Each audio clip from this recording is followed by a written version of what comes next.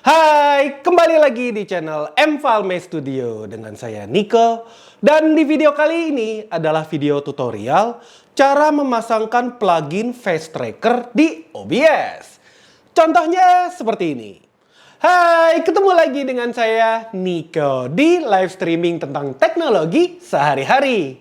Dan kali ini saya ingin membahas sebuah video capture USB yang harganya murah tapi tidak murahan. Ini dia video capture USB dari, nggak ada mereknya sih, tulisannya cuma HDMI. Kelihatan nggak? Oh, kurang kelihatan ya? Kalau gitu saya zoom dulu ya. Nah, sekarang mulai kelihatan kan? Ini adalah video capture USB yang tulisannya cuma HDMI doang. Jadi dia bisa dicolok di sini HDMI, terus langsung keluar colokan ke USB. Nah, menariknya USB ini tuh adalah walaupun harganya murah ya, ini kalau misalnya teman-teman cari di marketplace itu harganya cuma sekitar 100 ribuan. Tapi dia bisa membawakan apa istilahnya, resolusi gambar menggunakan USB video capture ini. Dia bisa menangkap sampai 1080p 30 fps. Dan itu tidak cuma dengan gambarnya aja.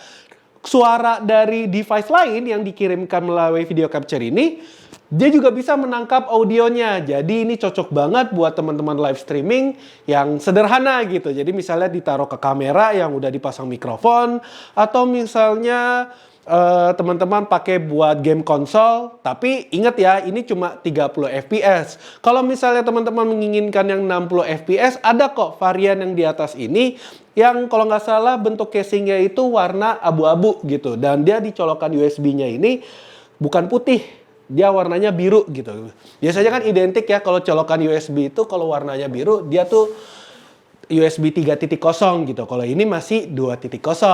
Nah, gimana? Menarik kan? Enak banget ya. Dulu tuh nggak ada video capture kayak gini. Saking mudahnya. Dulu tuh susah banget buat live streaming. Sekarang jadi permudah aja. Misal pakai ini aja. Untuk kebutuhan live streaming casual tuh udah cukup lah kayak gitu. Apalagi cuma sebatas video call doang. Wah, ini mah enak banget. Tapi kalau misalnya buat game, nanti dulu ya, mendingan yang varian yang lebih tinggi kayak gitu. Gimana?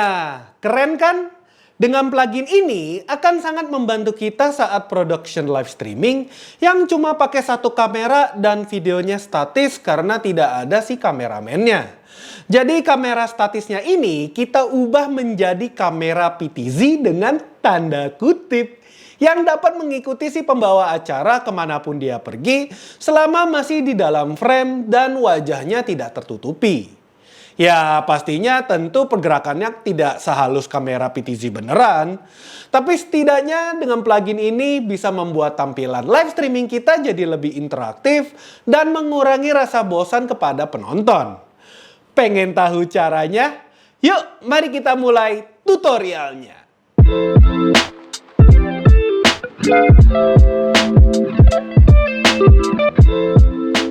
Nah, cara menggunakan plugin Face Tracker untuk di OBS kita, pertama-tama teman-teman bisa langsung saja download dulu linknya di kolom deskripsi di bawah.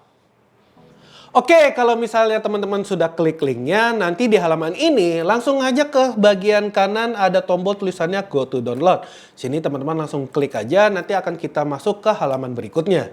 Nah, di sini kelihatan ya, namanya adalah OBS Face Tracker 0.6.4. Langsung aja scroll ke bawah, pergi ke bagian aset. Nah, di sini teman-teman bisa lihat ya, ada beberapa pilihan aset. Nah, tapi yang paling dipentingin di sini adalah ada tulisannya OBS 27 sama OBS 28. Nah, ini apa? Ini adalah versi OBS-nya. Jadi kalau misalnya teman-teman untuk ngecek OBS kita pakai versi yang mana, langsung aja buka aja OBS kita. Nanti bisa lihat di kiri atas nih. Misalnya kalau saya tulisannya OBS 28, berarti saya pakai yang versi 28. Karena itu di tempat tadi saya akan pilih installer yang OBS 28. Dan kalau saya menggunakan Windows, jadi saya pilihannya adalah dua nih, ada Windows Installer atau Windows Zip.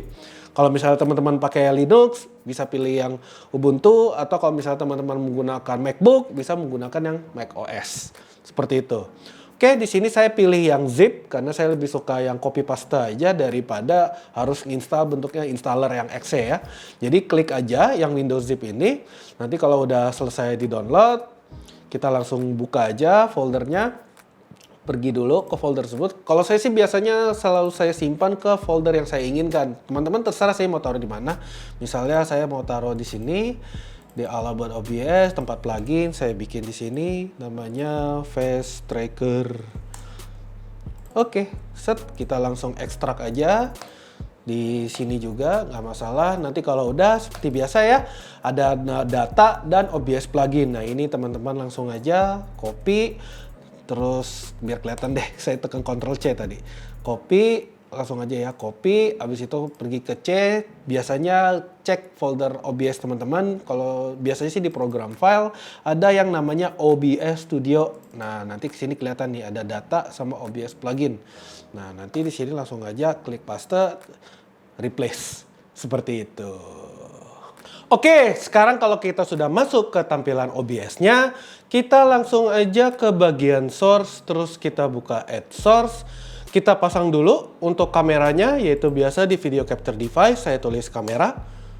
Di sini saya menggunakan video capture G5 capture. Nah, jadi langsung kelihatan ya. Ini saya setup dulu, misalnya saya custom di Full HD.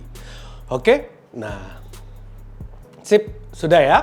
Nah, kalau selanjutnya untuk memasangkan plugin yang Face Tracker-nya itu teman-teman udah langsung ada di bagian source, tekan saja add source, terus pilih yang namanya Face Tracker. Nah, di Face Tracker ini kita pilih, nanti terserah namanya apa, nanti akan kebuka sebagai source baru yang bentuknya adalah Face Tracker. Tuh, seperti itu. Dia langsung ngezoom ya secara default. Ini nanti bisa kita setting nih. Kalau secara default zoomnya tuh ngezoom banget gitu.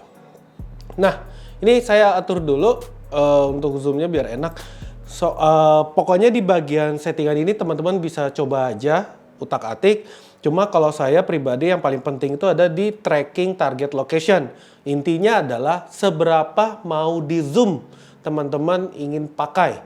Kayak gitu. Jadi misalnya sini ada 0,70 dan di sini ada X, Y sama scale max. Nah, kalau saya pribadi, karena ini zoomnya udah pasti bukan optical zoom, jadi bukan dari lensa, karena ini adalah digital zoom, jadi secara software dia tuh ngezoom secara digital, pastilah kualitas gambarnya itu akan semakin menurun gitu. Kalau misalnya di zoom menggunakan versi yang digitalnya.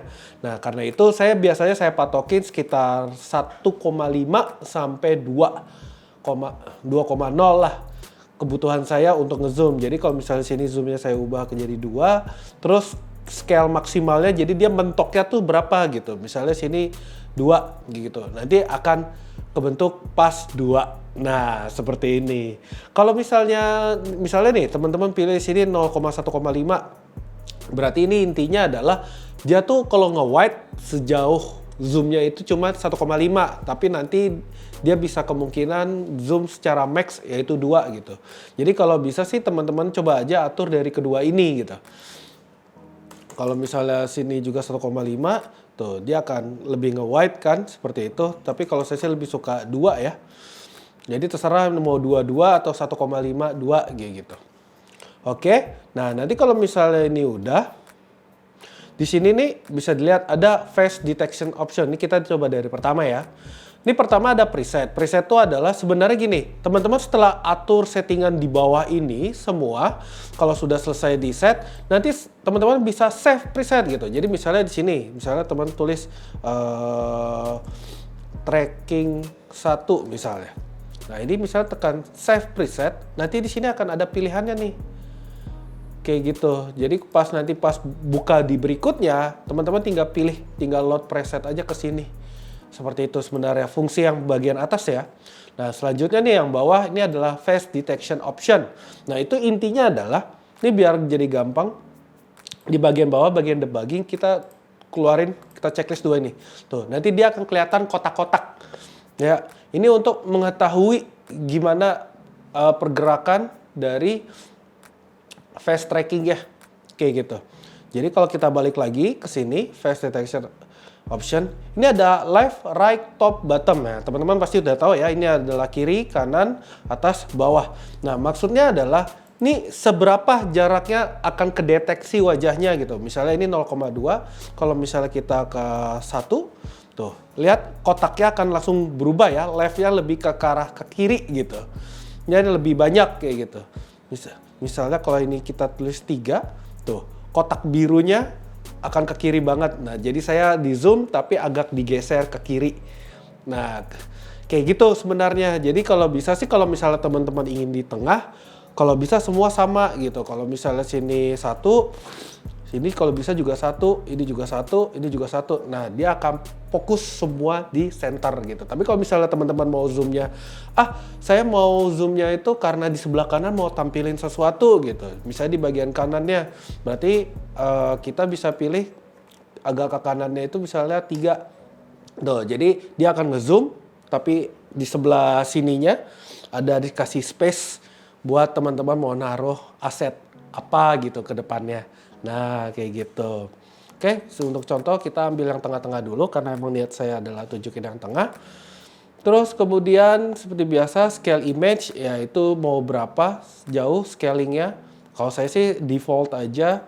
Ini juga biasanya mau seberapa jauh crop penentunya gitu. Misalnya di sebelah kiri detektor untuk cropnya berapa kayak gitu. Ini semua bisa teman-teman atur kayak gitu. Terserah, nanti pas dia ke kiri dia akan ngatur seberapa nge-cropnya. Kalau itu pas yang ke kanan kayak gitu. Tapi sih saya jarang pakai ya, lebih ke arah ini semua saya nolin aja. Enable landmark detection.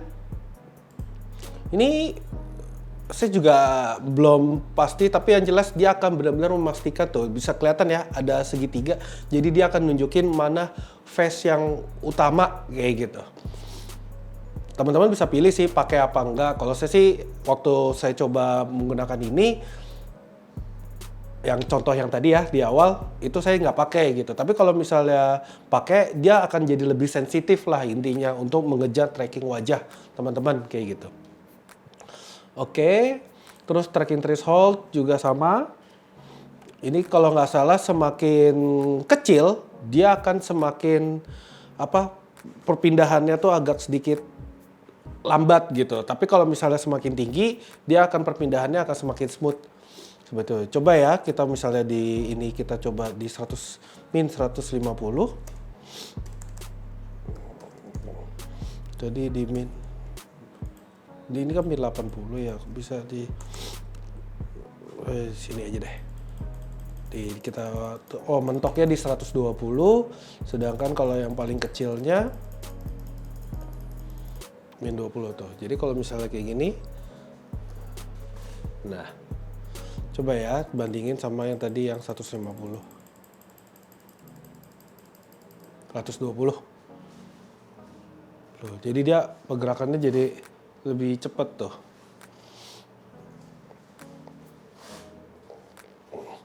Oke. Saya sih biasanya ambil di min 95 juga cukup kayak gitu. Nah, selanjutnya tracking response. Nah, ini mau seberapa cepat nih pengaturannya. Ini ada KP, KI, TD. Sebenarnya saya agak bingung ini kode-kode apa. Yang jelas teman-teman coba aja setting dulu, coba-coba kayak gimana. Kalau saya sih karena untuk di tutorial ini saya kasih gambaran secara default aja. Nanti kalau misalnya ada waktu, saya akan coba pakai yang proper gimana untuk tracking ini semakin lebih smooth kayak gitu. Nanti kalau misalnya saya udah berhasil dapatkan settingannya, nanti saya akan share di kemudian ya, bukan di video ini, tapi nanti kalau misalnya saya dapat, nanti saya akan share kepada teman-teman. Oke, di sini bisa pokoknya banyak banget ya, ada track, ada attenuation, deadband, baik titik X, titik Y, titik Z ya, terus juga ada non-linear X, Y, Z, nah kayak gitu.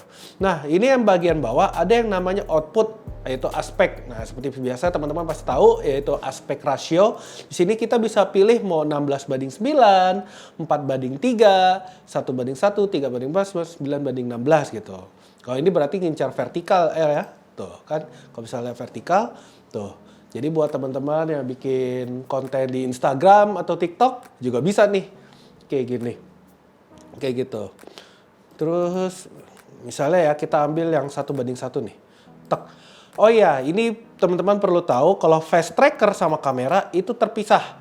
Tuh, jadi teman-teman bisa lihat ya di sini ada yang versi defaultnya yang dari video capture device, yang ini dari face trackernya gitu. Jadi teman-teman punya lebih fleksibel lah. Teman-teman mau tampilin gimana gitu. Ini kalau ada yang kotak-kotak ini karena kita setting tadi ya, yang ini debugging. Kalau misalnya nggak mau, hilangin aja show face detection result. Nanti dia akan tuh hilang. Kayak gitu. Gimana? Keren kan? Nah, yang terakhir di bagian input, ini teman-teman bisa, kalau misalnya nanti di dalam source-nya itu ada banyak pilihannya, nanti teman-teman tinggal pilih aja mau bagian mana atau kamera mana yang mau ada fitur face tracking-nya.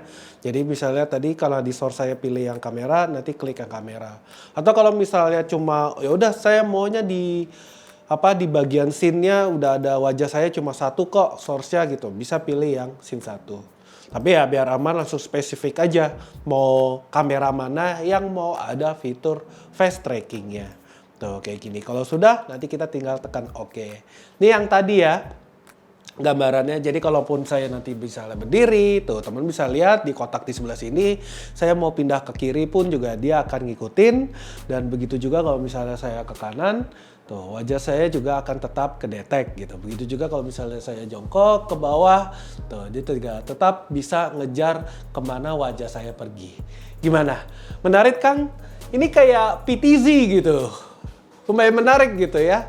Jadi walaupun bentuknya kayak digital zoom, tapi ya menurut saya sih untuk live streaming yang sederhana atau yang kayak seminar atau kelas online, ini fitur yang lumayan sangat berguna gitu.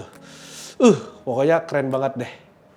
Oke, selanjutnya untuk pengaturan kapan ini kita pakai face trackingnya itu bisa kita atur dari hotkeys-nya. Jadi teman-teman langsung aja pergi ke bagian setting. Nanti di bagian setting ini ke bagian hotkeys. Nanti teman-teman scroll aja ke bawah, scroll down, nanti ada pilihannya namanya face tracker. Nah, di sini nanti teman-teman tentuin aja mau tekan tombol apa. Misalnya saya mau reset ulang dari pertama itu tekan Q, terus kalau mau resume itu tekan W, terus kalau misalnya pause tekan E. Nah, nanti tinggal apply, oke. Nah, jadi kalau misalnya saya nggak mau diulang dong, saya tekan reset, terus saya kunci. Nah, jadi kan balik ke normal. Tapi kalau begitu saya mau mulai, saya tinggal tekan W, dan nanti dia akan nge-zoom sendiri dan udah berada di posisi. Jadi kalau saya berdiri pun juga udah ngikutin ya.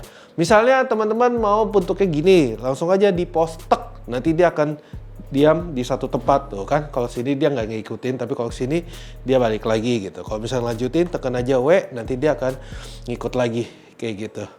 Misalnya di sini saya tekan W, tuh kan, jadi dia akan berhenti kayak gitu. Gampang kan? Oke, balik lagi. Nah, itu dia tadi tutorialnya. Nah, sekian dulu video tutorial OBS saya kali ini. Semoga video ini bermanfaat dan menambah wawasan kamu saat menggunakan OBS dan berhasil membuat live streamingmu jadi lebih kreatif dengan plugin ini. Ayo dong, like video ini jika bermanfaat dan share video ini ke teman-teman kamu yang mungkin sedang belajar pakai OBS juga. Tidak lupa selalu saya ingatkan untuk subscribe channel Mfalme Studio karena di channel ini banyak sekali informasi menarik tentang teknologi dan live streaming. Terima kasih yang sudah menonton sampai sini. Niko undur diri dan sampai ketemu lagi di video berikutnya. Bye-bye.